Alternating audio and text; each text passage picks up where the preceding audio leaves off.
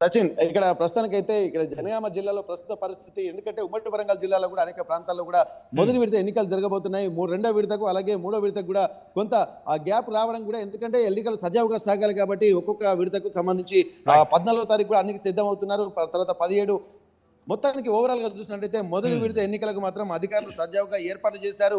అన్ని రకాలుగా, అంటే ముఖ్యంగా చెప్పుకోవాల్సిందంటే కాంగ్రెస్ పార్టీ నుంచి ఏకగ్రీవాలు ఎక్కువగా జరిగినాయి ఉమ్మడి వరంగల్ జిల్లాలో. ఇక్కడ స్టేషన్ గన్పూర్ అయితే మొత్తం ఉమ్మడి వరంగల్ జిల్లాలో 12. Sorry for the interruption Venkataratnam, మీతో వాటి గురించి కూడా మాట్లాడుకునే ప్రయత్నం చేద్దాం. ఒక్కసారి మళ్ళీ ఖమ్మం వెళ్ళే ప్రయత్నం చేస్తున్నాను. ఖమ్మం నుంచి సంథింగ్ అప్డేట్ ఉందని చెప్పి ఉదయ్ చెప్తున్నారు. ఒకసారి ఉదయ్ దగ్గరికి వెళ్ళే ప్రయత్నం చేస్తున్నాను. ఉదయ్, ఏంటి లేటెస్ట్ అప్డేట్ ఏంటి అక్కడ? ప్రస్తుతం ఒక మహిళా ఓటర్ మనతో ఉన్నారు. ఆమె ఓటు హక్కును కూడా సద్వినియోగం చేసుకున్నారు. నిజానికి దేశానికి పల్లెలే పట్టకొమ్మలని కూడా చెప్తూ ఉంటారు. సో అటువంటి గ్రామీణ వాతావరణంలో ఎన్నికల కోలాహలం అయితే కొనసాగుతుంది. ప్రస్తుతం ఒక మహిళా ఓటర్ ఉన్నారు, ఆమెతో మాట్లాడదాం. అమ్మా, మనం చూస్తున్నాం చాలా ప్రలోభాలు స్థానిక సంస్థల ఎన్నికల్లో చూస్తున్నాం. గతంలో ఎప్పుడు కూడా ఈ స్థాయి ప్రలోభాలు లేవు కావచ్చు, ఈ ప్రచారం కూడా ఈ స్థాయిలో జరగలేదు. కొన్ని చోట్ల కేజీ చికెన్లు కావచ్చు, మద్యము, నోట్ల పంపిణీ కూడా విచ్చలవిడిగా జరిగింది కొన్ని ప్రాంతాల్లో. సో అసలు ఒక గ్రామానికి అభివృద్ధికి కావచ్చు, మీరు ఓటును సద్వినియోగం చేసుకునే ముందు ఏ అంశాలను పరిగణలోకి తీసుకొని ఓటేస్తారు? అసలు మనం ఇనామస్ అన్ని వార్డులు ఇనామస్ అయిపోయినాయి. 2 వార్డులు వీళ్ళు పోటాపోటీగా రెండింటికి ఎలక్షన్స్ జరుగుతున్నాయి. ఇవి కూడా అయిపోయినట్టయితే చాలా బాగుండేది.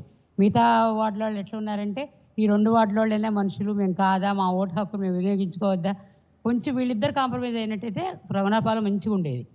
కాకపోతే వచ్చినాయి కాబట్టి ఇంక మనం ఓటేసుకోవాలి కాబట్టి వచ్చి వేస్తున్నాం అంతే.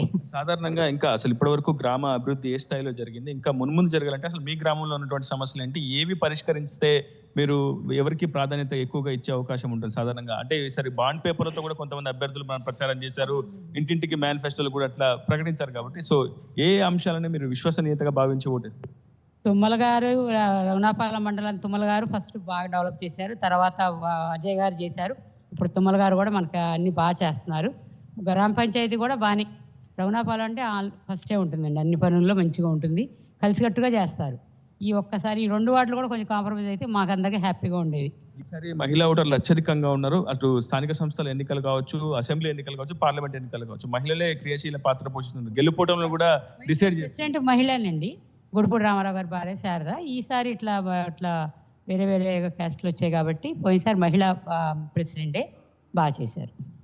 తాము ఒక పూర్తిగా ఐక్యంగా గ్రామాన్ని అభివృద్ధి చేసుకుంటున్నామని చెప్పి ఖచ్చితంగా ఏకగ్రీవాలకు సంబంధించి ఒక కాంప్రమైజ్కి వస్తే అభ్యర్థులు కూడా అసలు పోటీయే లేకుండా ప్రశాంతమైనటువంటి వాతావరణంలో ఎన్నిక కూడా సాగేది. తాము పూర్తి స్థాయిలో అందరం చర్చించుకొని, గ్రామస్తులు అందరం చర్చించుకొని ఈసారి పోలింగ్కి వచ్చామని చెప్పి అయితే ప్రస్తుతం ఓటర్లు కూడా చెప్తున్నారు. ప్రస్తుతం ఒక్కొక్కరిగానే అటు గ్రామాలకు వస్తున్నటువంటి పోలింగ్ కేంద్రాలకు వస్తున్నటువంటి సిచ్యువేషన్ ఉంది. అయితే ప్రస్తుతం రఘునాథపాలెంలో దాదాపు సర్పంచ్ స్థానం కూడా ఏకగ్రీవం అయిపోయింది. ఇలా చాలా స్థానాల్లో ఏకగ్రీవాలు అయిపోతున్నాయి. 192 సర్పంచ్ స్థానాలకు ఎన్నికలు జరగాల్సి ఉండగా తొలి విడతలో మొత్తం 172 స్థానాలకు మాత్రమే ప్రస్తుతం ఎన్నికలు నిర్వహిస్తున్నారు. దాదాపు 20 సర్పంచ్ స్థానాలు పూర్తిగా ఏకగ్రీవమైనటువంటి సిచ్యువేషన్ ఉంది. ఇక భద్రాద్రి కొత్తగూడెం జిల్లాలో కూడా సుమారు 15 సర్పంచ్ స్థానాలు ఏకగ్రీవం కావడంతో మిగిలినటువంటి సర్పంచ్ స్థానాలు ప్రస్తుతం ఎన్నిక నిర్వహిస్తున్నారు ప్రస్తుతం అధికారులు. ఇది సచిన్. రైట్ ఒక్కసారి మీరు లైన్లో ఉండే ప్రయత్నం చేయండి. కమాన్పూర్ వెళ్తున్నాను, అప్డేట్స్ అందించేందుకు చంద్రశేఖర్ లైవ్లో సిద్ధంగా ఉన్నారు. చంద్రశేఖర్ దగ్గర వెళ్ళే ప్రయత్నం చేస్తాను. చంద్రశేఖర్, దాదాపుగా ఓటింగ్ ప్రారంభమై, పోలింగ్ ప్రాసెస్, ఆ ప్రక్రియ ప్రారంభమై దాదాపుగా 20 నిమిషాలు కావస్తోంది. అక్కడ ఎంత మేరకు పోలింగ్ నమోదైంది, ఓటర్లు ఎటువంటి ఆసక్తి చూపిస్తున్నారు, మరి ముఖ్యంగా చలికాలం ఏమైనా ఇంపాక్ట్ చూపిస్తోంది అక్కడ? ఎస్ సచిన్, కరీంనగర్ జిల్లా కొత్తపల్లి మండలం కమాన్పూర్ స్కూల్లో ఉన్నాం. ఓటింగ్ సర్లే అనేది ఉంది. చాలా చలి అత్యధికంగా ఉండడంతో కొద్దిగా ఉదయమే కాబట్టి మందకోడిగానే ఉంది. ఇప్పటి వరకు కేవలం 4% వరకే నమోదైనటువంటి పరిస్థితి మనకు అంచనా వేయవచ్చు. ఇప్పుడిప్పుడే వస్తున్నారు, ఎందుకంటే గ్రామ పంచాయతీ పోర్లో ఖచ్చితంగా 80% పోలింగ్ దాటేటువంటి అవకాశాలున్నాయి. ఎన్నికల సంఘం నియమ నిబంధనల ప్రకారం 18 రకాల గుర్తింపు కార్డులు తీసుకొచ్చిన వారిని ఓటు వేయడానికి అర్హులుగా గుర్తించడం జరుగుతుంది. ఉమ్మడి జిల్లా వ్యాప్తంగా 398 గ్రామ పంచాయతీలు తొలి విడత పోలింగ్ నడుస్తుంది. దీనిలో 20 మంది ఇప్పటికే ఏకగ్రీవంగా ఎన్నుకోవడం జరిగింది. వార్డు మెంబర్లతో కలిసి 8,800 మంది పోటీలో ఉన్నారు. దీనిలో వారి భవితవ్యం తేలనుంది. ఇప్పుడు 6 గంటలకే పోలింగ్ సిబ్బంది అంతా కూడా ఒక మాక్ టెస్ట్ నిర్వహించడం జరిగింది. ఇది బ్యాలెట్ పేపర్ ద్వారా నిర్వహిస్తున్నారు. పింక్ కలర్ది పంచాయత్ సర్పంచ్కి సంబంధించి, వైట్ కలర్ది వార్డు మెంబర్కి సంబంధించిన బ్యాలెట్ పేపర్గా మనం గుర్తించడం జరుగుతుంది. దీనిలో భాగంగా ఇప్పటికే అవేర్నెస్ వచ్చింది. మనం చూస్తున్నాం కమాన్పూర్ ప్రాంతంలో ఉన్నటువంటి గ్రామ పంచాయతీలో కొద్దిగా అంటే తక్కువ ఓటర్లు ఉన్నటువంటి గ్రామం ఏది, ఆ గుర్తులకు సంబంధించినటువంటి ఫారం కూడా డిసైడ్ చేయడం జరిగింది. పోలింగ్ ఏజెంట్లు ఉదయం నుంచి కూడా ఉండడం జరిగింది. చాలా వరకు ఇక్కడ ఈ ప్రాంతంలో 5 అభ్యర్థులు బరిలో ఉన్నారు. 5 అభ్యర్థులకు సంబంధించి అయితే వీళ్ళకి సంబంధించినటువంటి పేర్లు, వారి పక్కనే గుర్తులకు సంబంధించి కూడా ఫామ్ 9th 14వ నియమాన్ని చూడండి అంటూ మెన్షన్ చేయడం జరిగింది. ఇదంతా కూడా గతంలో అయితే ఎలక్ట్రానిక్ ఓటింగ్ మెషిన్ అయితే అక్కడక్కడ కొంత సాంకేతికమైనటువంటి ఇబ్బందులతో మొరాయించేటువంటి ప్రమాదం ఉండే. వృద్ధురాలు సైతం తమ ఓటు హక్కును వినియోగించుకోవడానికి ఉత్సాహంగా వస్తున్నటువంటి పరిస్థితి మనం గమనిస్తున్నాం. చాలా ఆసక్తి కనబడుతుంది. ఎందుకంటే ఓటు అనేది కీలకమైనది. ఓటు వేస్తేనే మేము ఇక్కడ లైవ్లో ఉన్నాము అని చెప్పినటువంటి దాఖలాన్ని మనము గమనించాము. అంతా కూడా ఆసక్తి అదే ఉత్సాహంతో వస్తున్నటువంటి పరిస్థితి. ఖచ్చితంగా 80 నుంచి 90% దీనిలో పోలింగ్ నమోదయ్యేటువంటి అవకాశాలు కనబడుతున్నాయి. మొత్తం మీద 6 లక్షల మంది ఓటర్లు తొలి విడతలో వారు ఓటు హక్కును వినియోగించుకుంటున్నారు. ఇక్కడ మనం చూస్తున్నాం, ఇక్కడ కూడా చాలా ఉత్సాహంగా క్యూ లైన్లో ఉన్నటువంటి పరిస్థితి గమనించవచ్చు. అది చంటి పిల్లల్ని తీసుకొని చలిని సైతం లెక్క చేయకుండా వస్తున్నటువంటి పరిస్థితి. దీనికి సంబంధించి అయితే అమ్మా, ఏం పేరు మీ పేరు? నర్సవా? ఎన్నోసారి వేసుడు? ఇంటి పేరు ఏంది? రాజనర్సేవ. ఎన్ని సంవత్సరాలు ఉంటుంది? 95 ఉంటుంది. 95. సచిన్ చూశారు కదా, 95 సంవత్సరాల వృద్ధురాలు సైతం చాలా ఆసక్తిగా, అంటే డెమోక్రటిక్ సిస్టమ్ లో గ్రామ స్వరాజ్ ఇస్ రియల్ స్వరాజ్ అన్నాడు మహాత్మా గాంధీ. ఒక్కసారి Chandrashekhar sorry for the interruption, ఒకసారి పెద్దవాళ్ళతో మాట్లాడించే ప్రయత్నం చేయండి. ఎవరైనా ఓకే ఓటు వేయడానికి వెళ్తున్నారా? ఓకే ఫైన్, ఓటు వేసి వచ్చిన తర్వాత ఆవిడతో మాట్లాడే ప్రయత్నం చేద్దాం. ఎవరైనా మొద్దు నిద్రపోతున్న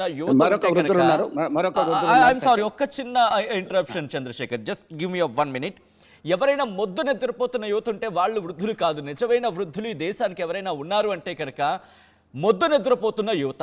మీరు ఇంకా లేవకపోతే, మీరు ఇంకా మేల్కొనకపోతే, మీరు ఇంకా ఓటింగ్కి వెళ్ళకపోతే కనుక that's you should be called as not senior citizens, lazy citizens.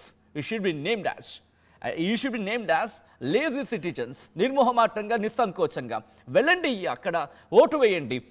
95 ఏళ్ల పెద్దావిడ వెళ్ళి ఓటేస్తోంది. అది కూడా ఎగ్జాక్ట్గా 7 గంటల 20 నిమిషాలు 25 నిమిషాలు, పోనీ 7:30 అనుకుందాం. అంటే ఓటింగ్ ప్రాసెస్ స్టార్ట్ అవ్వగానే పెద్దవాళ్ళు వెళ్తున్నారు.